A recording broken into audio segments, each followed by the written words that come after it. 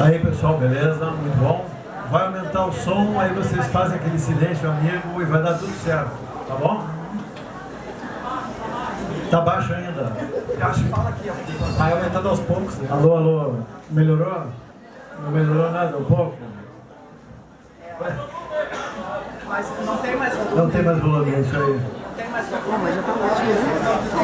Não, mas pra gente ficar na frente. Caixa, alguém mexeu na caixa. Bom, tá. Tá, vamos lá. Então eu vou ler um trecho de um texto que o Caetano Veloso escreveu, um outro cancionista brasileiro. O Caetano Veloso escreveu não para Humberto, mas escreveu sobre um assunto que eu acho que todo cara famoso, como é o caso do Humberto, vive. Que é o seguinte, para os mais jovens aí talvez não saibam, mas enfim, o Caetano já era um cara famoso aqui no final dos anos 60, por causa dos festivais e tal, e ele de repente é obrigado a ir morar fora. Vocês sabem que ele passou um tempinho em Portugal, depois morou mais de um ano na Inglaterra. E de lá ele escrevia algumas colaborações para... Tá dando aí, pessoal? É difícil, né? Deixa eu só assim, ô Felipe, tu não consegue chegar lá pra ver o que houve na caixa? Não, ele foi já, tá. Vai dar tudo certo, calma. O técnico tá indo aí pra ver o que houve com a caixa. Desculpa aí. Não, tá tranquilo. Então é só porque é o seguinte, o Caetano, como eu disse, ele já era um cara muito famoso e de repente o cara cai lá na Inglaterra e ele é um imigrante qualquer. Então ele escreve o seguinte, no começo de um texto dele para o Pasquim, diz assim: estou morando em Londres. Hoje, quando eu acordei, eu dei de cara com a coisa mais feia que já vi na minha vida. Essa coisa era a minha própria cara. Difícil, né? Eu sou um sujeito famoso no Brasil, muita gente me conhece. Eu acredito que a maneira pela qual esse conhecimento se dá pode dizer muito a mim mesmo sobre mim. Acho que uma capa de revista pode ser como um espelho para um homem famoso. Quando o homem vê a sua cara no espelho, ele vê objetivamente em que estado a vida o deixou. O videotape, que era a grande novidade tecnológica da época, o videotape, a fotografia colorida e as manchetes que incluem o nome de um homem famoso são também assim como um espelho. Durante todo o tempo em que eu estive trabalhando em música popular no Brasil, eu sempre levei em conta esse fato. E eu pensava que estivesse fazendo alguma coisa, pois a imagem que me era devolvida era a de alguém vivo, em movimento, passando realmente por entre as coisas. Vamos parar por aqui, Natal. É isso aí, Caetano Veloso. Caetano Veloso.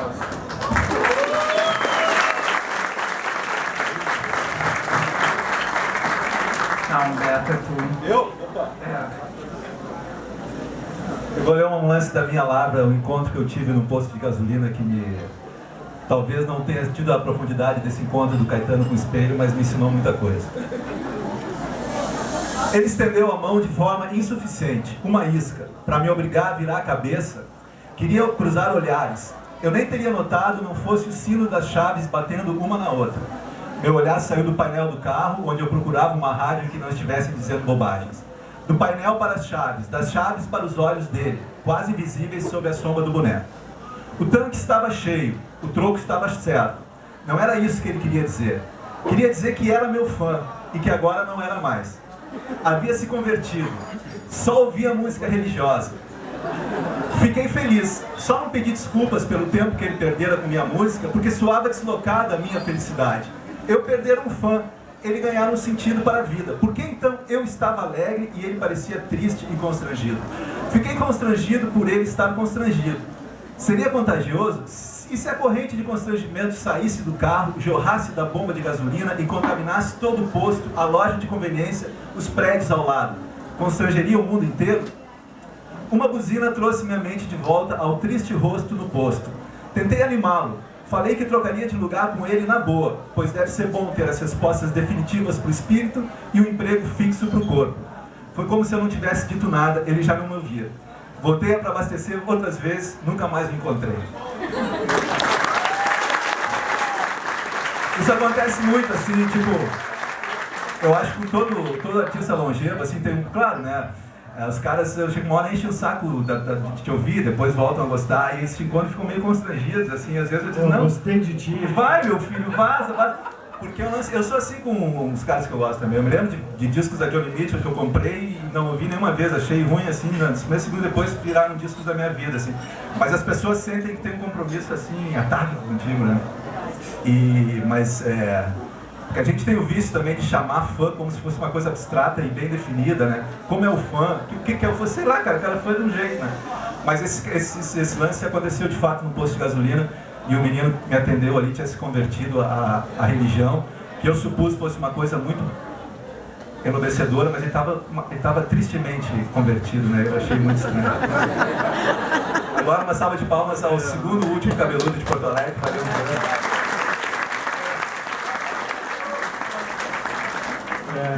Valeu, Vou ler um... Assim eu fico constrangido, né? Eu ganho direitos autorais, só aqui leio meu texto. Tá, vou ler isso aqui então. Ele começa dizendo assim, ó, mas afinal, como se chega ao... Como que se convive com o que é o sucesso? Entendo tanto disso quanto de física quântica. Nada. Mas se sou sincero, dizendo não ter o que dizer, parece que estou me fazendo de morto para ganhar sapato novo. Então falo algumas precárias frases e defino o sucesso a partir de uma experiência que vivi em dezembro de 87, no início de uma tarde de calor escaldante no Rio de Janeiro, sob um sol que parecia me chicotear em Copacabana.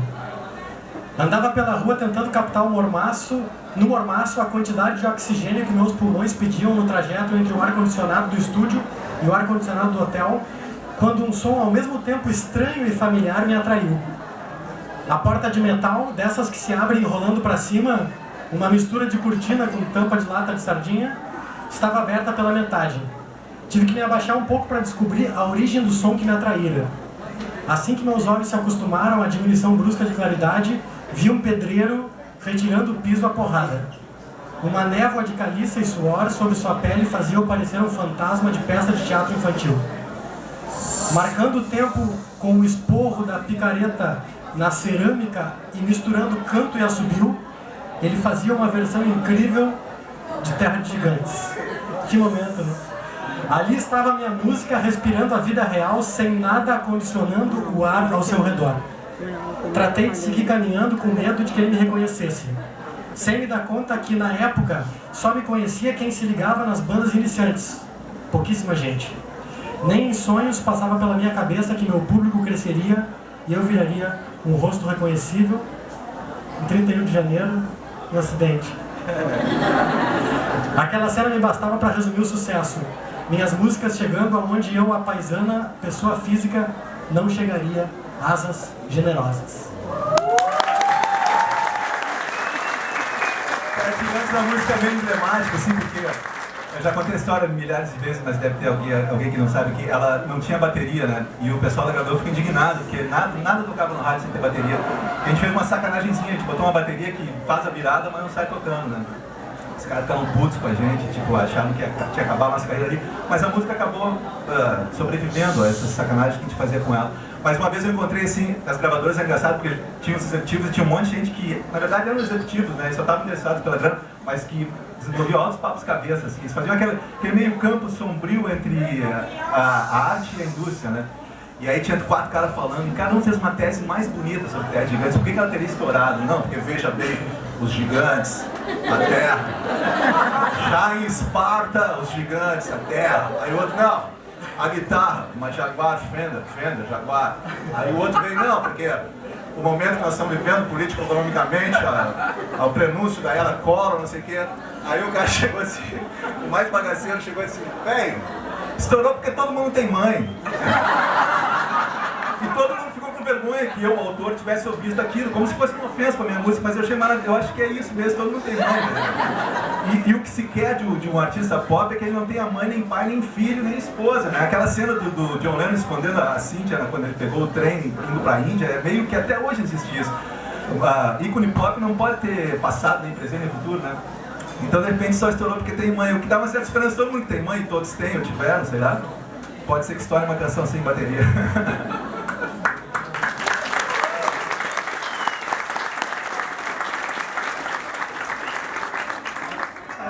texto de uma outra celebridade aqui do Cone Sul, digamos assim. Que já sou celebridade agora. No canal passado eu era tratado como subcelebridade. Gaúcha. A sub já é a segunda divisão. Gaúcha, tu vai pra quarta divisão. Não vamos nem falar em Veranópolis, né? Essa é a primeira vez que tu tá aqui que nós estamos na segunda divisão, né? Não vou falar Não quer falar sobre isso? Pô, apanhei pra caramba. No fim do ano, o pessoal de uma rádio em BH fez uma versão era um garoto como eu e se deitando no Inter, né? Pô, eu tava chegando em casa que 40 show, com a cabeça na lua, vi aquilo, achei super desagradável, né? Pedi pra tirarem minha imagem, pelo menos, tudo bem fazer. Cara, apanhei tanto, principalmente gremistas, assim. E eu tinha achado minha atitude super lorde, assim, não, pô, com essa, Prêmio Nobel da Paz, virei, assim, o maior elogio foi de covarde pra baixo. Mas eu acho que por ter apanhado tanto futebol, eu não peguei essa testosterona toda de falar sobre futebol depois de vocês. Fiquem tranquilos. Apesar de que eu notei a tua camisa verde. Bom, não melhorou o som aí? Melhorou? Não? Tá, então esquece, tá? Quer dizer, eu tentei, né, gente? Tá, eu vou ler um texto do Vitor Ramil, ele falando, o Vitor Ramil é um cara todo melancólico, todo sério, todo circunspecto e tal, e aqui nesse texto ele meio que revela um outro lado. Então ele está falando que ele mora em Pelotas, ele escolheu morar em Pelotas e que lá ele é quase uma celebridade. Fala Cleiton Rodrigues, sempre grita pra mim um flanelinha, chamando ele, né? Outro dia viajei para Porto Alegre, para Pelotas com a minha mãe, o Vitor Ramil também tem mãe, e ela esqueceu no ônibus uma sacola. Liguei para a rodoviária e pedi para falar com o fiscal, que a minha família conhece há muitos anos, desde antes do meu irmão mais velho, Kleber, nascer, e que viajara conosco naquele dia. Oi, amigo, aqui é o Vitor Ramil, falei quando ele veio ao telefone. Quem? O Vitor Ramil, repeti. Não conheço, ele disse, secamente. Insisti, filho da dona Dalva Ramil, lá de Jaguarão, irmã da Dária e da Diva. Ele foi taxativo. Não conheço. Filho do Kleber Ramil, irmão do Dr. Kleber Antônio, da Branca, da Cátia, as gurias da Dona Dalva, lembra? Da dupla, Cleiton e Cledir. E ele já sem paciência, não, eu não conheço. Desliguei o telefone e me toquei para a rodoviária. Quando fiquei frente a frente com o sujeito e disse que tinha ligado há pouco, ele se saiu com essa. Pô, Creide, se tu dissesse que era tu... Creide. Na rua, seguidamente passam por mim e chamam Ô Cleiton e Cledir. Abano sempre, né? Até autógrafo já dei. Um abraço, Cleiton e Cledir. Dependendo do freguês. Raramente escapo do campo gravitacional dos meus irmãos. Mas tem um tipo que faz uma associação mais rara. Vitor Ramalho, nosso cantor. Certa ocasião, o gerente de um posto de gasolina, que a cada vez que eu aparecia para abastecer o carro me honrava com um título maior, fala meu patrão, fala meu diretor, fala meu presidente, estava mais empolgado do que o costume, talvez porque eu estivesse com a mulher e os filhos no carro, então me olhou e disse, o maior cantor do... E parou. Deve ter pensado, do país não é. Vai ficar ridículo se eu disser. Do Rio Grande do Sul já seria demais. Se eu disser de Pelotas, vai parecer pouco. E periga ele não abastecer mais aqui. Fizemos um silêncio abissal dentro do carro, movidos pelo interesse de não perder o que ele estava prestes a dizer. O maior cantor da metade sul. Saiu finalmente. O aposto me persegue até hoje na intimidade do lar. O maior cantor da metade sul. Esse é o Vitor Ramil.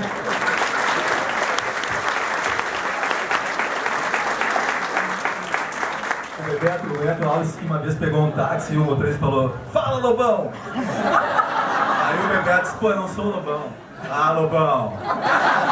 Pô, eu não sou Lobão, pô, Lobão. Aí o Bebeto ficou quieto, né? Aí deixou ele no ponto. Aí 2 dias depois, no mesmo ponto, o Bebeto chamou e o mesmo motorista. Aí o Bebeto entrou, o cara disse: Bebeto, não sabe quem eu peguei semana passada? Lobão, baita de um fazido. Dizia que não era ele. Eu sofro esse silêncio, mas é assim, ó, no sobrenome. Humberto. Aí eles ficam esperando que eu complete, assim, não é possível que eu ficar... Não, cara, ele qualquer coisa, tem Guedes, Glade, tudo. Mas o cara, ele engata uma primeira pra falar e ele, no meio do caminho, você, pô, o sobrenome eu não sei falar. Professor, vai lá. Ainda que não me encaixe no grupo dos gaúchos que falam supermercado em vez de supermercado, quarto distrito em vez de quarto distrito, internacional em vez de internacional, confesso que às vezes também transformo restaurante em restaura e refrigerante em refri. E a lancheria do parque aqui em lanchera. Também é possível que eu deseje felicidades dizendo tudo de bom. Seria bom baixar alguns pontos do BPM e girar menos rotações por minuto. Nos anos 80, quando ainda não me conheciam direito, algum dia conhecerão, sempre achavam que eu estava sob efeito de algum acelerador químico. Logo eu, devoto dos chás de menta e hortelã. Tudo bem se a digitação transformar pra ser sincero em prazer sincero. Só não pode transformar simples decoração em simples decoração. É bom ficar ligado que lesma lerda não vire mesma merda. Uma digitação afoita pode transformar numa coisa fofa, numa coisa foda. Estão ali o D e o F lado a lado no teclado. Beto Gessinger. Hoje em dia todo mundo diz foda, né? Foda é um elogio. E é game bad em inglês, serve pros dois, né? Mas esse negócio da nossa maneira de abreviar é bem preguiça mesmo, porque o Caetano do Bahia é aqui mesmo. Porque, por exemplo, Led Zeppelin, o certo se tu tivesse preguiça é falar Zeppelin, né? De Purple, né? A gente fala LED, que é uma palavra que não... Tipo, LED. Mas aqui, ó, eu e o Fischer foi meu professor, apesar de pequena diferença de idade, e de uma matéria muito importante que é de literatura, né?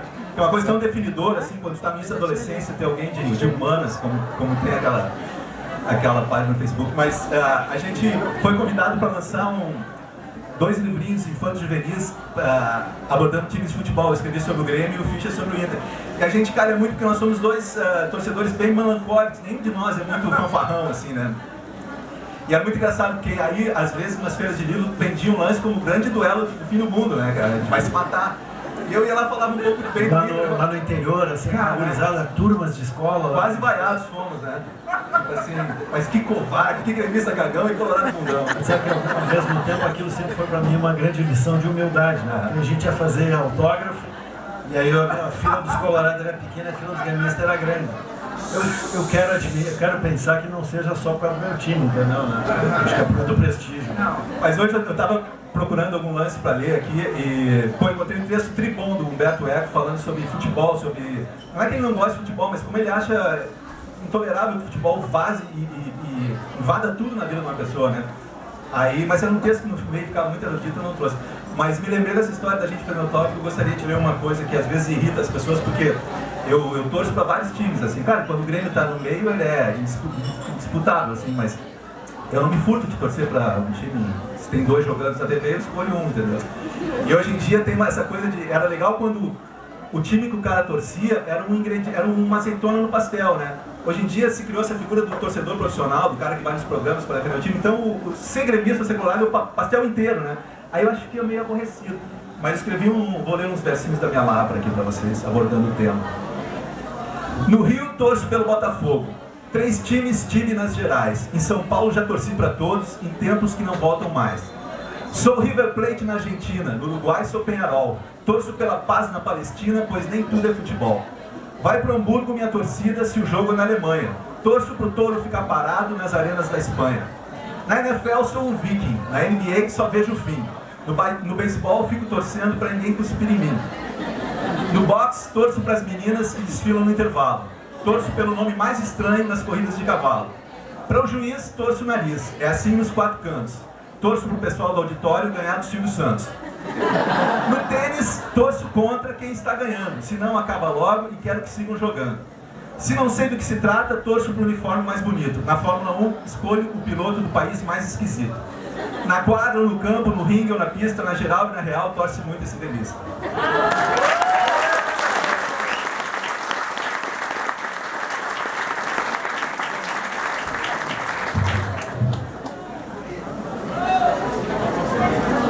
Reza a lenda corrente nos estúdios porto-alegrenses que um grande músico nativista de tempos idos teria dito: depois que inventaram esse tal de arranjo, acabaram com as minhas músicas. Meu tio Antoninho, com a sabedoria de quem observou a vida por décadas através do balcão de uma banca no abrigo de bondes da Praça 15, onde vendia, entre outras coisas, fumo de rolo e pedras para isqueiro, um dia me disse: o que está estragando o mundo é esse tal de evento. Dá pra sacar que nem o compositor Galdério nem meu tio estavam familiarizados com as palavras arranjo e evento, termos que de repente começaram a ouvir com frequência. Toda canção tem um arranjo, elaborado ou não, da nona de Beethoven, executada nas salas de concerto, ao parabéns a você nos aniversários. Quanto aos eventos, eles acontecem desde que o mundo é mundo, a criação do universo sendo o primeiro. O que as palavras arranjo e evento significavam para os dois? Talvez a pergunta correta seja: o que a popularização dessas palavras significa? Mesmo sem a compreensão literal dos termos, por linhas tortas, ambos fizeram um diagnóstico certeiro. Atiraram na igreja e acertaram no padre.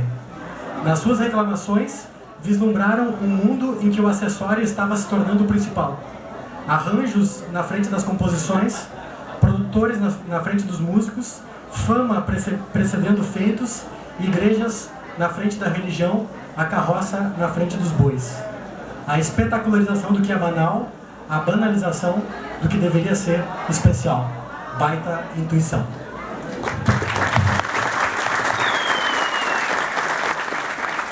Meu tio Antoninho já é falecido, mas era muito simples, assim, eu fico imaginando o que ele deve estar achando de estar sendo citado no sarau, né?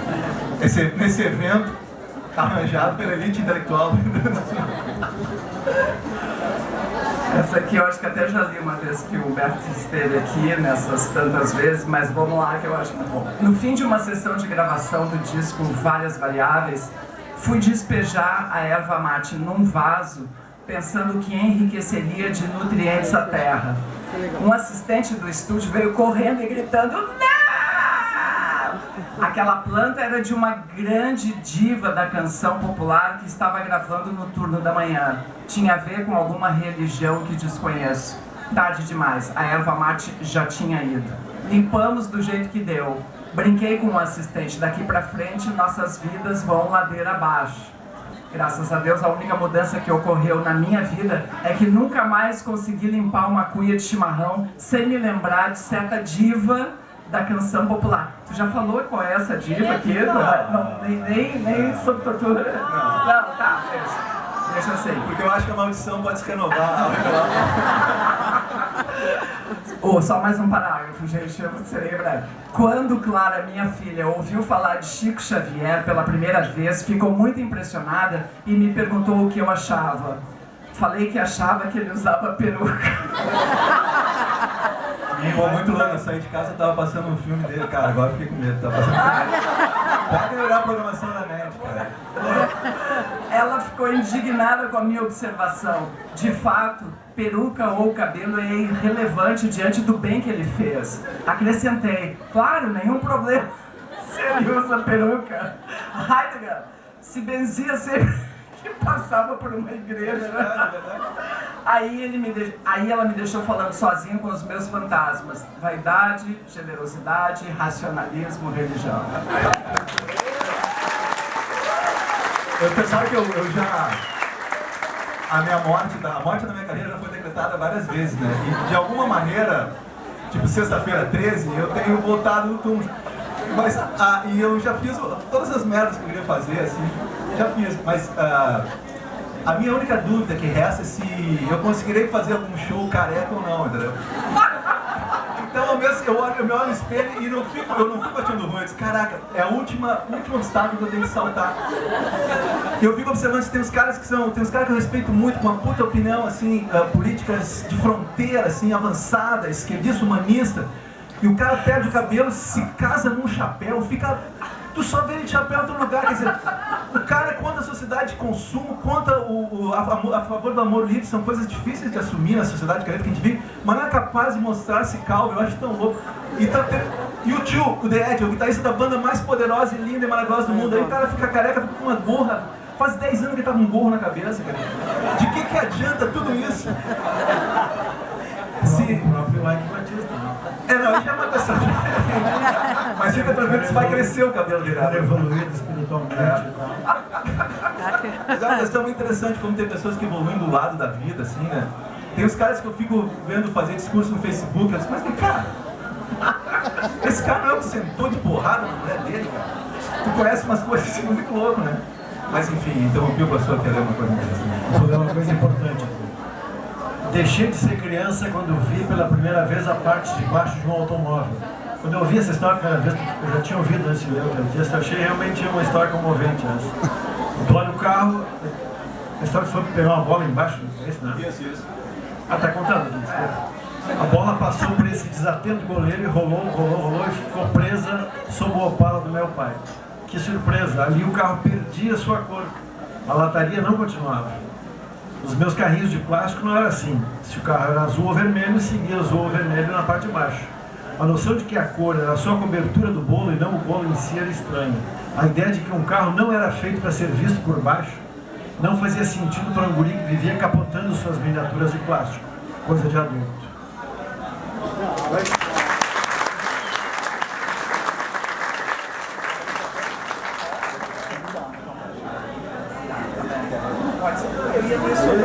Eu ia ler sobre o disco. Não. Pra quem não sabe, eu vou tocar daqui a pouco o disco da Volta dos Andes, que é a partir de 17 de março eu estreio no Rio um show onde eu vou tocar esse disco inteiro. E vocês vão ter o prazer ou desprazer de hoje de assistir ensaiando esse disco com o Nando, meu novo guitarrista. Mas antes a Kátia vai ler uma sobre 1987, seguimos na estrada todo o primeiro semestre até a saída do Pitts. Augusto, que assumiria a guitarra com minha passagem para o baixo, não teve muito tempo para se ambientar. Éramos dois neófitos, eu no baixo, ele na banda. Isso fez muito bem ao disco que gravaríamos em São Paulo e se chamaria A Revolta dos Dantes. O nome veio de um capítulo do livro O Homem Revoltado. Eu ia trazer esse livro para ler hoje, esse capítulo, mas não entendi duas frases hoje em dia. E quando eu li, eu tinha 18 anos, eu entendi tudo. Eu antes do cara escrever, eu estava em sync com ele, entendeu? Que nem na época que eu dirigia carro, eu dirijo muito bem, cara. Eu vacilo um pouco na velocidade. Eu ando devagar na estrada e rápido na cidade. Mas tem dias que eu estava assim em sync com a rotatória, sabe? Quando o cara vem assim, e eu estava em sync com o caminho. Mas eu fui ler ontem e eu disse, não, o pessoal vai pegar no sono lá no Então, o nome vem daí, Júlio Reni, que circulou... Da onde? Do Homem Revoltado, do Camus. Júlio Reni, que circulava nos mesmos palcos que a gente no início da carreira, dividia comigo os vocais de Guardas da Fronteira. O álbum tinha um som esparso e bem cru, já começava a pintar a digitalização dos equipamentos, mas não usamos nada que fosse posterior ao início dos anos 70. Não por bravata ou estilo, era o que nos bastava. Eu achava muito chinfrim nós, aqui no terceiro mundo, nos arvorarmos a ponta tecnológica. Não era o bom combate. Hoje é diferente. Centro e periferia tecnológica já não desenham um mapa linear. As fotos da capa foram feitas no mesmo lugar do disco anterior. O projeto gráfico iria se repetir no disco posterior, assim como trechos de músicas e letras reapareciam. Eterno retorno, pensando em loop. Minha ladainha, longa milonga, lenga-lenga, lero-lero, pensando em loop para sublinhar a continuidade. O mundo pop é muito novidadeiro. A onda é vir a cada ano com outra onda, como se novidade fosse um valor em si.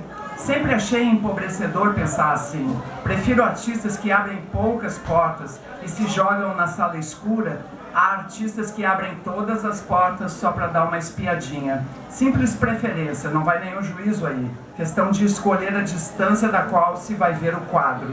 Uma sinfonia de Berlioz, com aquele mundaréu de gente, pode ter o tamanho do violão e voz do João Gilberto. Depende de nós, longe ou perto, dentro ou fora. A partir desse disco, começamos a usar engrenagens nas capas. Num ensaio na casa do Maltz, chegou correspondência para o pai dele, vinda do Sindicato dos Engenheiros. O símbolo era uma engrenagem. Carlos sugeriu criar uma para usarmos como assinatura visual.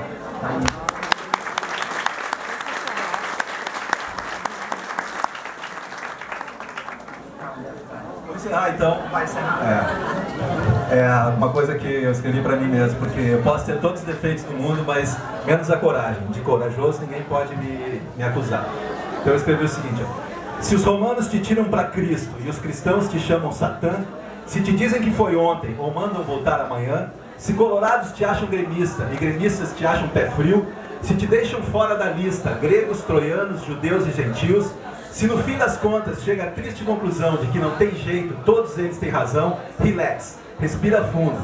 Mesmo que o som do telefone pareça o fim do mundo, embaixo da cama, atrás da porta, vindo na tua direção, pode não ser uma jiboia, pode ser paranoia, meu irmão. Valeu, valeu! Valeu. Então agora a gente tem a canja, depois todo mundo bem calmo, tá? Relax, meu Tia Kátia vai ficar ali fazendo a sinalização. Muito obrigada então, valeu Humberto, grande presente.